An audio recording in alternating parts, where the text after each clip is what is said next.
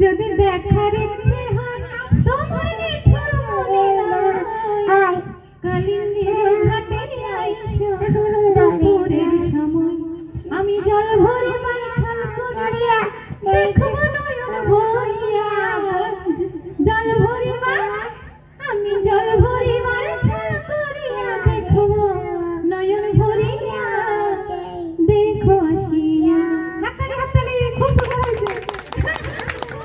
আচ্ছা ওদের দুজনের নাচে সন্তুষ্ট হয়ে আমার জ্যাঠাবাবু নিমাই দাস আর আমার ভাই বিকাশ দাস ওদের কিছু টাকা উপহার দিয়েছে।